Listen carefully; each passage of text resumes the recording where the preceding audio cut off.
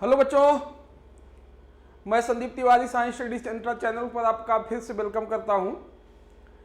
बेटा, हम लोगों ने अभी तक जो सोल्यूशन हम लोगों का पार्ट चल रहा था कॉलिगेटिव प्रॉपर्टी में, सॉल्यूशन और कॉलिगेटिव प्रॉपर्टी में जो चल रहा था, लास्ट वीडियो अगर आपने देखा होगा तो उसमें वांट ऑफ फैक्टर की हम लोगों ने बात किया था और पूरा हमने बताया भी था कि वांट ऑफ फैक्टर कैलकुलेट कैसे करते हैं, ठीक है ना।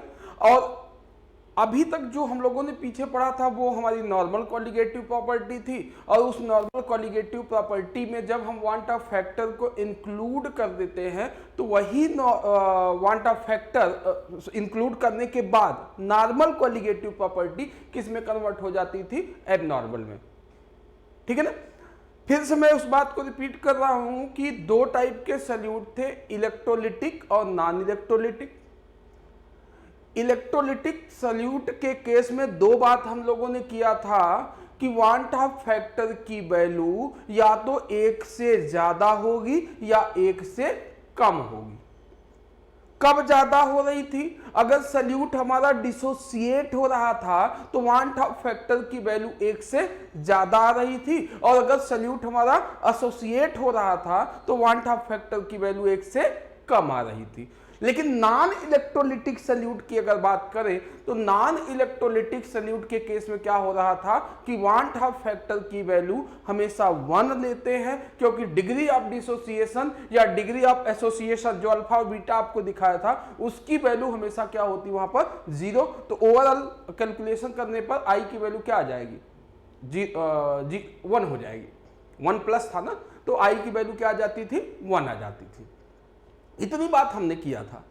और लास्ट में उस वीडियो के वांट ऑफ फैक्टर के उस लास्ट वीडियो में हमने आपसे क्या कहा था कि आई को डिफाइन करने के लिए ये जो आई था इसी को हम एक दूसरे तरीके से भी डिफाइन कर रहे थे। क्या था कि i is equal to abnormal colligative property.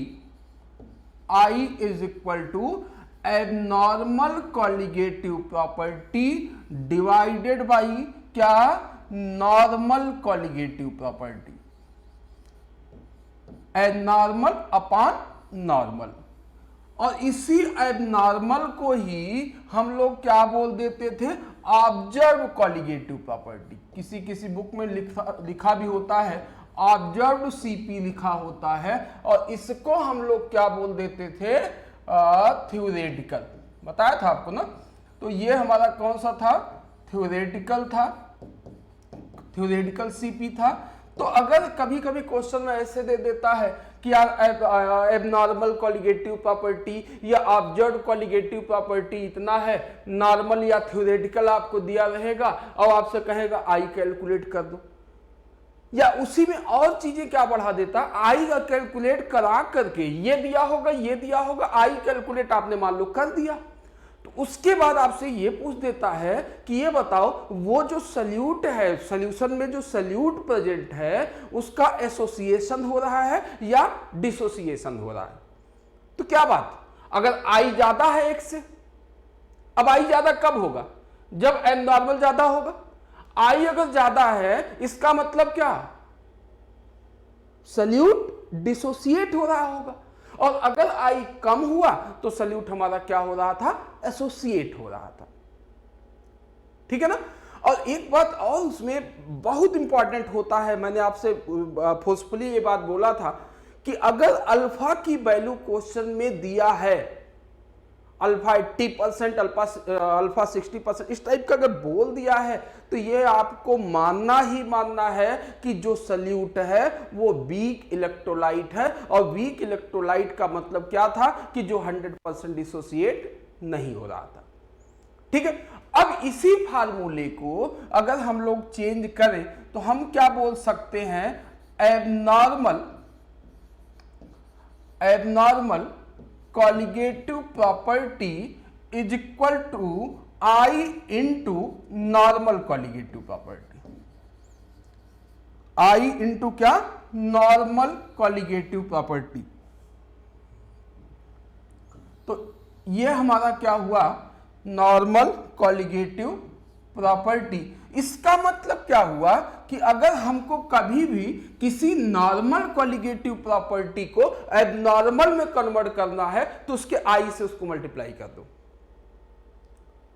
ठीक है, नॉर्मल हमने दिया हुआ है, जैसे ऑस्मोटिक प्रेशर पढ़ा था या आरएलबीपी पढ़ा, एलिवेशन इन बॉइलिंग पॉइंट, तो ये जो कॉलिगेटिव प्रॉपर्टी थी वो नॉर्मल थी। अब हमसे कह दिया कि यार एक सल्यूट सोडियम क्लोराइड का सोल्यूशन है और उसकी ऑब्जर्व आपको पूछा जाए और आपको थ्योरेटिकल दिया हुआ हो कि थ्योरेटिकली उसका ऑस्मोटिक प्रेशर आपको दे दिया जाए क्वेश्चन। अब आपसे कहा जाए कि बताओ उसका एबनॉर्मल या ऑब्जर्व कॉलिगेटिव प्रॉपर्टी या ऑब्जर्व ऑस्मोटिक प्रेशर क्या होगा, तो सीधे क्या करना है, NaCl, अल्फा नहीं दिया तो NaCl Na+Cl- जितने आयन वही आई की वैल्यू 2 से मल्टीप्लाई कर दोगे ऑस्मोटिक प्रेशर में, वही क्या हो जाएगा, ऑब्जर्व आ जाएगा। क्लियर है? इतनी बात हम लोगों ने किया भी था, यहां तक हम लोगों ने स्टॉप किया था। अब इसी को एक जो आई है हमारा, आई को हमने बोला था कि कई तरीके से हम लोग एक्सप्लेन करते हैं। आई का एक फार्मूला और है। अच्छा, पीछे से फर्स्ट वीडियो से अगर मैं बात करूं, कॉलिगेटिव जहां से स्टार्ट किया था तो वहां पर हमने हर जगह कॉलिगेटिव प्रॉपर्टी डायरेक्टली प्रोपोर्शनल बोला था, सल्यूट के पार्टिकल, मॉलिक्यूल्स, आयंस बोला था। लेकिन उसी कॉलिगेटिव प्रॉपर्टी को inversely proportional to molecular mass of solute बोला था ना। तो वही मॉलिक्यूलर मास, अब यहां पर क्या है कि अगर आई इस फॉर्म में हम शो कर रहे हैं, कॉलिगेटिव प्रॉपर्टी को ऐसे लिख रहे हैं, तो वही मॉलिक्यूलर मास के फॉर्म में जब आई लिखेंगे तो रिवर्स हो जाएगा। कैसे? I is equal to normal molecular mass, normal molecular mass या मोलर मास बोल सकते हैं हम, divided by abnormal, divided by abnormal molar mass या मोलिकुलर मास कहते। ठीक है, तो ये फार्मूला है। अब इसी को जो बुक्स में हम लेकर के जाते हैं तो इसी को और क्या लिख देंगे, देखो इसको पहले, इसको जब हम देखेंगे तो ये हमारा कुछ ऐसा दिखेगा बेटा। और क्या लिख सकते हो इसको, I इज इक्वल टू, अब नॉर्मल, नॉर्मल मतलब क्या, थ्योरेटिकल, नॉर्मल मतलब थ्योरेटिकल, तो इसको हम लिख सकते हैं theoretical, theoretical molar mass, theoretical molar mass divided by observed molar mass, observed molar मास। तो अब क्या है, थ्योरेटिकल का मतलब समझिए, यहां कंफ्यूजन हो जाता है, फिर से याद रखिएगा, नॉर्मल अगर बोला तो इसका मतलब थ्योरेटिकल, एबनॉर्मल बोला तो ऑब्जर्व। ठीक है, अब इसका फायदा क्या है। अच्छा, एक बात आप समझो पहले, इसको मान लो सोडियम क्लोराइड है, जैसे सोडियम क्लोराइड की मैं बात करूं बेटा, तो सोडियम क्लोराइड के केस में क्या होगा कि इसका मोलर मास अगर निकालो आप तो सोडियम 23 और क्लोरीन हो जाता है 35.5, तो ये आ जाता है आपका 58.5। क्या आ जाएगा इसका मोलर मास, 58.5 अगर मोलर मास बोल रहे हैं तो ग्राम, यही होगा। लेकिन होता क्या है कि आपने कहा था कि अगर इस सोडियम क्लोराइड को हम वाटर में डालेंगे तो वाटर में डालने के बाद ये डिसोसिएट हो रहा था, ये टूट रहा था। समझो बात को ध्यान से। अब बेटा जब ये टूटेगा आयंस के फॉर्म में, तो एक बात तो कंफर्म है कि अगर किसी चीज को तोड़ोगे तो उसका वेट क्या होगा, कम होगा। किसी चीज को हम ब्रेक करेंगे तो उसका वेट क्या होगा, कम होगा। तो हमको थ्योरेटिकल मोलर मास जो फार्मूले से मिल रहा है सोडियम क्लोराइड का, वो कितना मिल रहा है, 58.5। लेकिन जब उसको हम सॉल्यूशन में ऑब्जर्व करेंगे, उसके मास को, सोडियम क्लोराइड को पानी में डाल दिया, उसके बाद पूछा कि अब बताओ कि उस सोडियम क्लोराइड का मोलर मास क्या होगा, तो टूटेगा तो मोलर मास कम होना चाहिए। और डेफिनेट है, फिक्स है, कंफर्म है कि उसका मोलर मास कम हो जाएगा। अभी मैं दिखा भी रहा हूं आपको, ठीक है। लेकिन मान लो एसोसिएशन का केस होता, जैसे एसिटिक एसिड वाला केस दिखाया था। अब एसिटिक एसिड का जो मोलर मास होता है, फार्मूला क्या है एसिटिक एसिड का, CH3COOH, और इसका मोलर मास होता है क्या 60। और ये डाइमर बना रहा था, जुड़ रहा था। अब बताओ कि इसका मोलर मास जो हमको फार्मूले से निकल के आ रहा है थ्योरेटिकल, वो कितना है 60 है। लेकिन ये वाटर में डालने के बाद तो जुड़ रहा था, इसका मतलब वाटर में डालने के बाद इसका मोलर मास क्या होना चाहिए, बढ़ना चाहिए, क्योंकि ऐड हो रहा है, दो मॉलिक्यूल जुड़ रहे हैं। तो एक बात तो कंफर्म है कि जब डिसोसिएशन होगा तो मोलर मास कम होना चाहिए, और जब एसोसिएशन होगा तो मोलर मास बढ़ना चाहिए। क्लियर? तो अब कैसे बढ़ रहा है कैसे घट रहा है वो देखना है। एक एग्जांपल मैं लेता हूं और इसी फार्मूले को अप्लाई हमको करना है। फिर से दिमाग में सेट करिए, क्या थ्योरेटिकल मतलब जो फार्मूले से मिला, और ऑब्जर्व तब हम बात करेंगे जब सॉल्यूशन बना दिया। क्लियर? अब इस फार्मूले को मैं अप्लाई करूंगा। एक क्वेश्चन हम लोग लेकर के आगे बढ़ते हैं। चलिए बेटा आइए देखते हैं कि ये मास हम बढ़ने घटने की क्यों कर रहे हैं, क्यों बढ़ रहा है क्यों घट रहा है। चलिए एक क्वेश्चन लेते हैं इसी पर, इसी फार्मूले को अप्लाई करते हुए। क्वेश्चन ये है, calculate the observed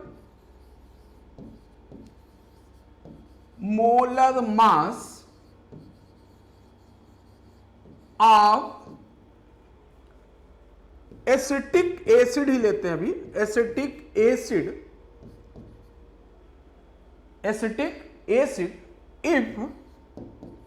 if degree of association, beta जिसको देखा था हम लोगों ने, एसोसिएशन इज 50%। सपोज करो कि 50% एसोसिएट हो रहा है, 50% एसोसिएट हो रहा है। एकदम आराम से इसको समझना बेटा। अब आप बताओ फार्मूला क्या बताया था, आई हमको चाहिए। अगर इस फार्मूले को लगाना है तो आई हमको चाहिए, पहले आई निकालते। एसोसिएशन है तो आई का फार्मूला क्या बताया था आपको, 1 + 1/n -1 इंटू क्या बीटा, यही फार्मूला था। अब ये बताओ कितने मोल ले रहा है हम, 1 मोल। अगर मोल नहीं दिया है तो 1 मोलर मतलब 1 मोल की बात कर रहा है, मोलर मतलब 1 मोल। अब बताओ आप अगर इसका आई निकालें हम तो ये बनेगा 1 + 1 मोल मतलब 1/1 -1 इंटू बीटा क्या रखना है हमको 0.5। बीटा क्या हुआ 0.5। अब बीटा जब 0.5 हो गया तो अब ये बताओ आप, अच्छा एक बात और समझना है, ये डाइमर बनाता है ना, डाइमर का मतलब इसको कितना मोल लेकर के बात करना होगा, 2 मोल। गलती हो जाएगी। अगर डाइमर की बात कर रहा है तो 2 मोल, तो तभी तो 2 मॉलिक्यूल जुड़ेंगे। तो यहां पर वैल्यू हम क्या रखने वाले हैं 2 रखेंगे। अब बताओ आप इसमें अगर सॉल्व किया जाए इसको तो ये आई निकल के आने वाला है क्या 1 + ये कितना हो जाएगा, ये हो गया आपका -1/2 और 0.5 से मल्टीप्लाई हो जाएगा ये इंटू क्या हुआ 0.5। 50% मतलब 0.5। अब बताओ ये कैसे होगा, ये सॉल्व मल्टीप्लाई करोगे तो ये निकल के आया 1 + मल्टीप्लाई कर दो इसमें तो ये आ जाएगा 0.25। 0.5 2 से डिवाइड हो गया तो 0.25, लेकिन ये कैसा होगा माइनस। तो आई की वैल्यू, आई कितना, आई की वैल्यू ये माइनस हो जाएगा तो ये आ जाएगा 0.75। आई की वैल्यू कितना आ गई 0.75। अब देख लो एसोसिएशन के लिए क्या था, आई की वैल्यू क्या आनी चाहिए <1 आ रही है। अब क्वेश्चन क्या कहा था कि हमको ऑब्जर्व निकालना था, तो अब लगाओ आई तो रखोगे, अब सीधे रख रहा हूं मैं। आई की वैल्यू क्या रखोगे 0.75। बताओ थ्योरेटिकल क्या रखोगे, फार्मूला यही था ना, देख लो फिर से चेक करो, फार्मूला क्या था थ्योरेटिकल, तो एसिटिक एसिड का थ्योरेटिकल कितना होता है 60, तो ये हो गया 60 अपान क्या ऑब्जर्व, 60 अपान ऑब्जर्व मोलर मास होगा बेटा। अब बताओ इसको जब हम सॉल्व करेंगे तो सॉल्व करके क्या मिलेगा, observed molar mass is equal to 60 upon 0.75, 0.75 मिला। अब बताओ ये पॉइंट हटा दो, 2 जीरो, 5 से अगर हम इसको काटना चाहें तो क्या बन जाएगा, ये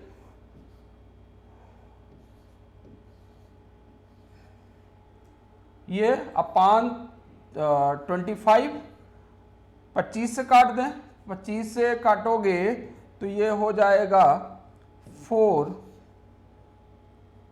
हो गया और 48, 4 और हाँ 48 हो गया, ये आ गया मोलर मास। ठीक है, डिवाइड कर लेते हैं एक बार, क्या है 75 ये है और 6000, तो ये आपका हो गया कितना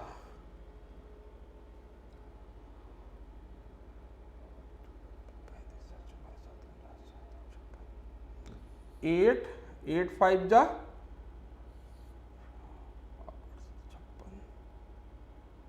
60, सॉरी 80 आएगा, सॉरी 80, तो ये आ जाएगा आपका 80, सॉरी ये कैलकुलेशन आप करोगे तो ये निकल के आ जाएगा आपका 80,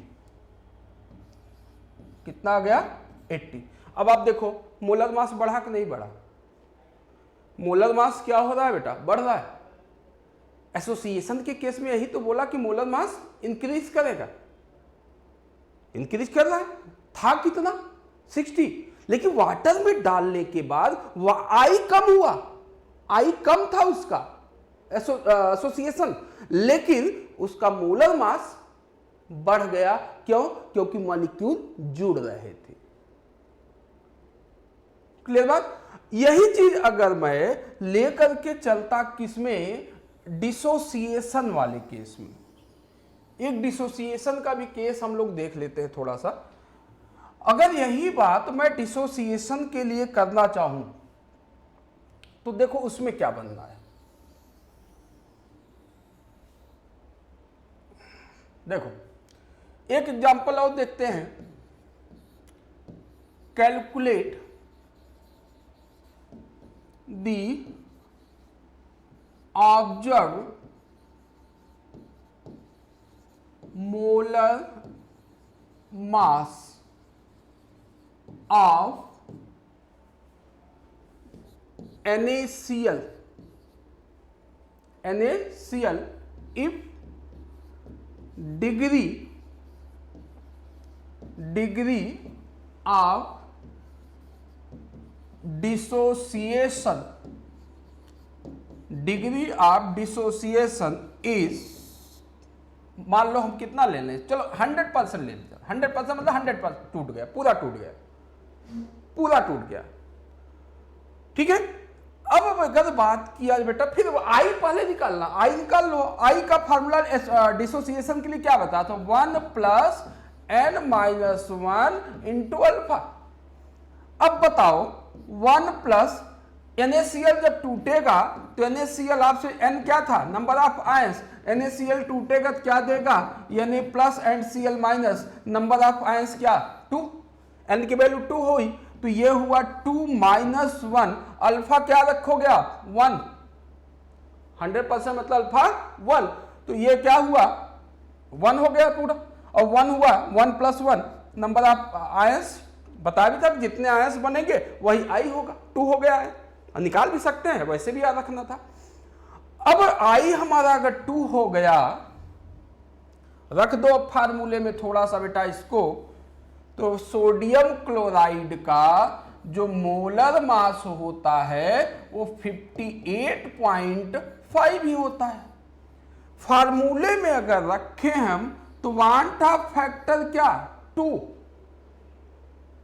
थ्योरेटिकल क्या मिल रहा है 58.5। ऑब्जर्व निकालना था, ऑब्जर्व मोलर मास निकालना था हमको, तो बता दो अब ऑब्जर्व मोलर मास अगर हम निकालेंगे, दिख रहा है क्या आना चाहिए, तो ऑब्जर्व मोलर मास जो आएगा, मोलर मास वो हो जाएगा 58.5 अपॉन 2, तो ये आ जाएगा आपका 28.25, 28 नहीं 29.25। अब देख लो बेटा, एसोसिएट हुआ, और जब एसोसिएट हुआ तो मोलर मास एसिटिक एसिड का बढ़ रहा था, बढ़ना भी चाहिए, वहां वांट ऑफ फैक्टर घट रहा था लेकिन मोलर मास बढ़ा। और यहां क्या हुआ कि जब टूटा कोई सॉल्यूट डिसोसिएट होगा तो उसका आई तो बढ़ेगा, लेकिन आई बढ़ने के साथ साथ मोलर मास घटेगा। अब कितना घटा, इतना कम हो गया। अब एक दिमाग में हो सकता है क्वेश्चन आए, क्वेश्चन ये है कि अगर मान लो कोई पूछे कि सर हम कह दें अल्फा 50%, हाँ अल्फा 50% हो सकता है, सिंपल काम करना है, यहाँ 0.5 रख दो। जब आधा ही टूटेगा तो हो सकता है मोलर मास थोड़ा कम हो, मतलब उसका जो मोलर मास की वैल्यू है उसकी वैल्यू थोड़ी सी इससे ज्यादा आएगी। जितना ज्यादा टूटेगा मोलर मास उतना कम होता जाएगा। देख लो 50% लेकर के हम लोग सॉल्व कर लेते हैं, आई तो क्लियर है, लेकिन 50% अगर रखोगे तो ये बदलेगा। अब थोड़ा सा इसके लिए पहले 50% के लिए हटा दे इसको। अब यहां से अगर हम 50% के अकॉर्डिंग यही आंसर निकालना चाहें, देखो क्या बन के आएगा अकॉर्डिंग टू 50%। क्वेश्चन यही है, बस वैल्यू हम बदल देते हैं थोड़ा सा, क्या कि जो अगर 100 की जगह 50% होता, देखो क्या आई क्या आता, आई आता हमारा 1 प्लस नंबर ऑफ आयंस 2। यहां डायरेक्ट हम नहीं कर सकते कि 2 आयन बने तो आई की वैल्यू 2 हो गई, 2 माइनस 1 इंटू 0.5, 50%, तो ये हो गया 1 और ये 1 हो जाएगा 0.5, तो ये प्लस होगा, ये क्या हो जाएगा 0.5, तो आई की वैल्यू आ जाएगी हमारी क्या 1.5, जबकि वहां क्या आ रही थी 2, क्यों, क्योंकि 100% मान रहे थे, यहां क्या आ रही है 1.5। अब आई अगर कम हुआ तो मोलर मास थोड़ा सा जो 29.25 आया था उससे वैल्यू थोड़ी सी बढ़ जाएगी।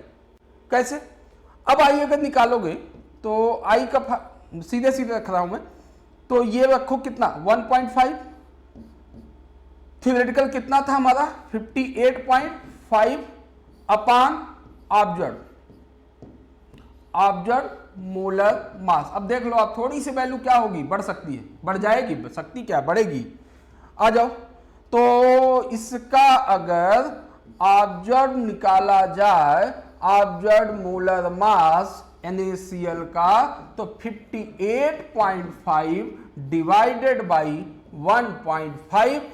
अब पीछे वाले केस में कितने से डिवाइड किया, 2 से, यहां कितने से डिवाइड कर रहे हैं 1.5 से, तो ये वैल्यू कम, तो ये वैल्यू ओवरऑल वैल्यू बढ़ेगी कि नहीं,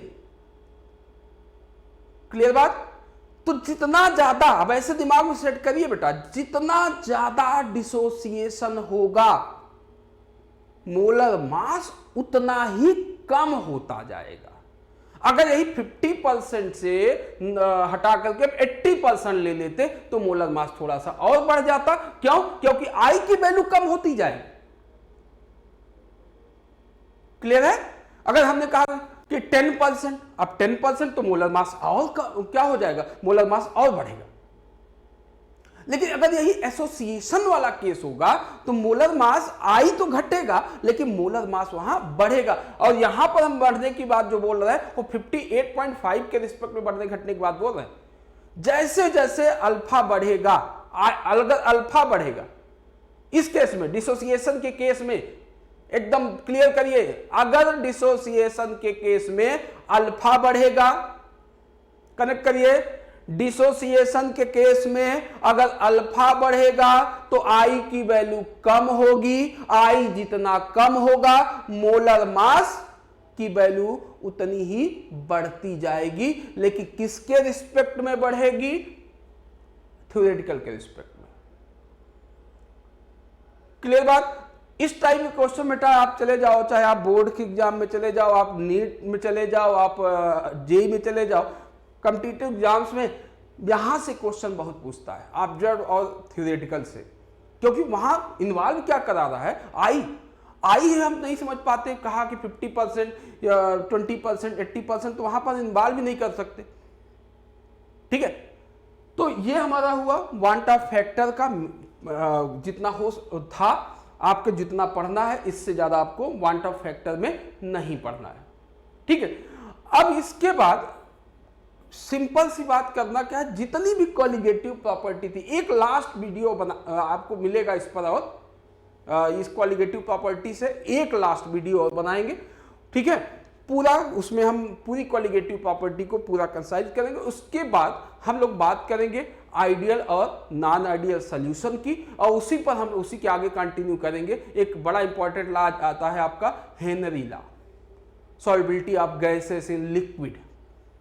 ठीक बेटा, तो आज इसी पर रोकते हैं, आपको नेक्स्ट वीडियो में फिर मिलते हैं।